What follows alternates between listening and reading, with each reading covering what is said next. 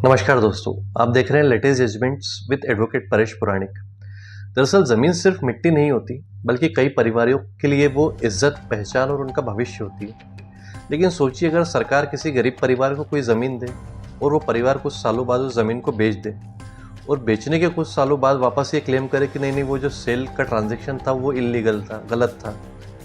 तो सवाल ये उठता है कि क्या कानून का इस्तेमाल सुरक्षा के लिए हो रहा है या फिर एक हथियार के तौर पर यूज़ किया जा रहा है।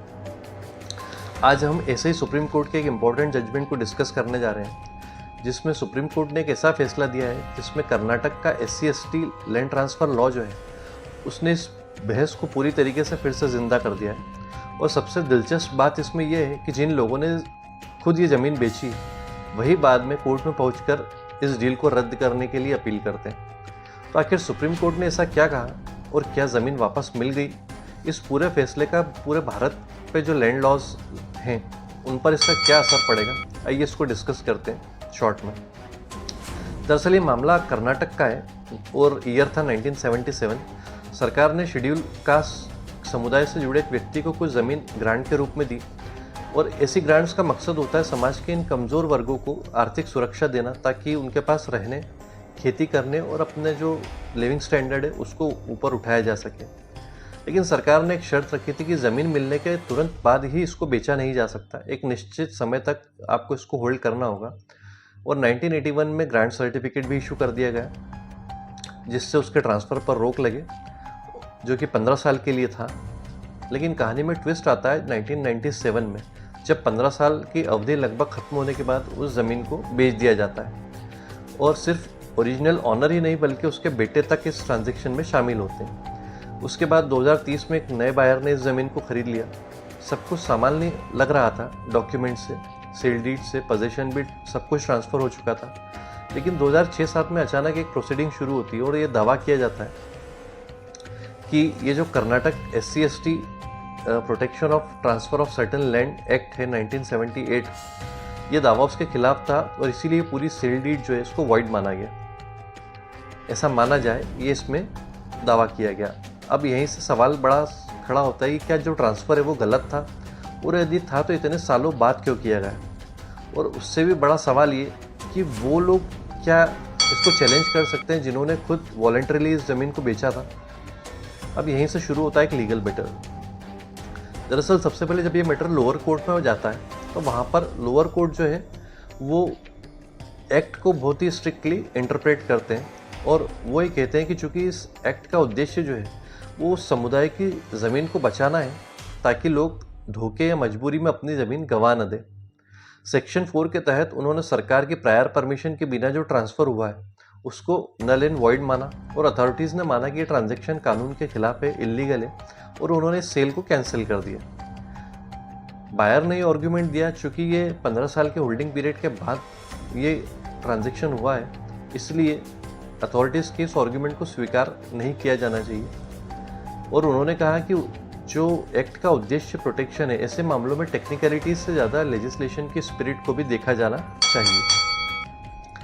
अब लोअर कोर्ट के इस ऑर्डर से एग्रीड होने के बाद जब ये मैटर हाई कोर्ट पहुंचता है तो वहाँ पर हाई कोर्ट जो है वो भी इनको कोई रिलीफ नहीं देता और उनका बायर्स को ये उम्मीद थी कि चूँकि हाई कोर्ट उससे राहत देगा और ज़मीन का जो रिस्ट्रिक्टेड पीरियड है वो ख़त्म होने के बाद ही ट्रांजेक्शन हुआ है, लेकिन हाई कोर्ट ने भी कोई रिलीफ नहीं देते हुए इस फैसले को बरकरार रखा।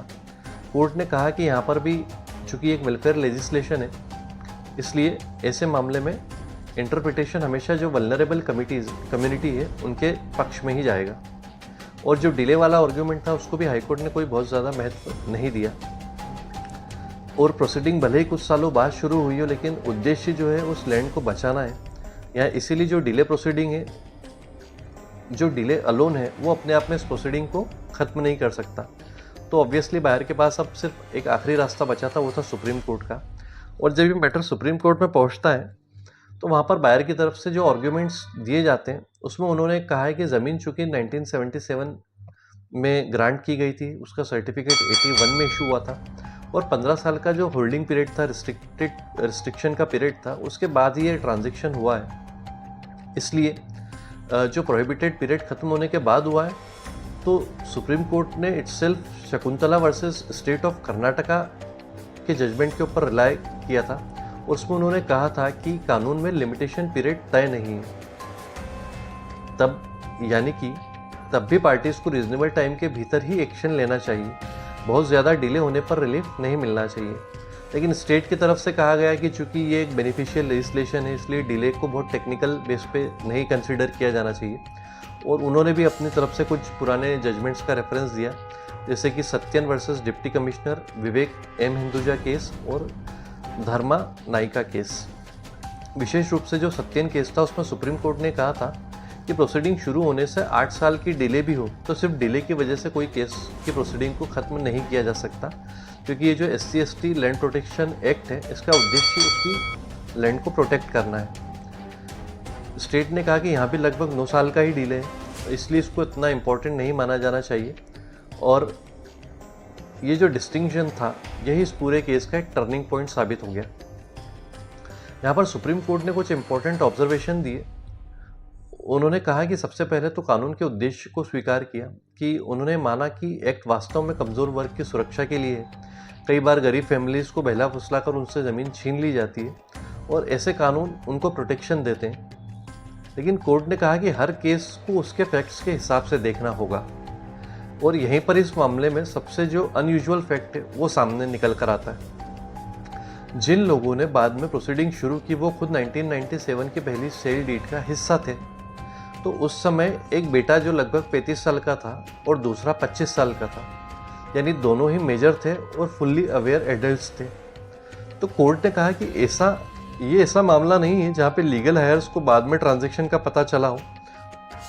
ये एक ऐसा मामला भी नहीं है जहाँ पर विलेज कम्युनिटी ने इल्लीगल ट्रांसफ़र के खिलाफ कोई एक्शन लिया हो, बल्कि जो लोग खुद ज़मीन बेचने में शामिल थे वही बाद में कानून का इस्तेमाल करके सेल है उसको इल्लीगल बताने लगे।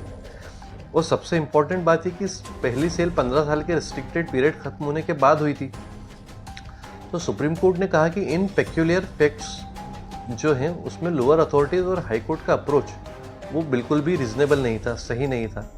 और कोर्ट ने क्लियर इंडिकेशन दिया कि ये एक बेनिफिशियल लेजिस्लेशन का मिसयूज़ नहीं होने दिया जा सकता किसी भी कीमत पर। और फाइनल वर्डिक्ट जो सुप्रीम कोर्ट ने कहा कि अथॉरिटीज़ के जो ऑर्डर्स हैं लोअर कोर्ट और हाई कोर्ट के, उनको सेट असाइड कर दिया और बायर्स को राहत दे दी कि यदि ज़मीन ट्रांसफ़र को इल्लीगल मानने वाला पूरा एक्शन ही ख़त्म हो गया है। सुप्रीम कोर्ट ने कहा कि इस मामले में जो पेक्यूलियर फैक्ट्स हैं वो इसे अलग बनाते हैं, क्योंकि जो प्रोसीडिंग शुरू करने वाले लोग हैं वो खुद ही ओरिजिनल ट्रांसफ़र का हिस्सा थे, इसलिए बाद में उन्हें इस ट्रांजैक्शन को चैलेंज करने की अनुमति नहीं दी जा सकती। और इस केस का जो नाम है वो Seethamanna versus State of Karnataka Supreme Court में डिसाइड हुआ 7 मई 2026 को।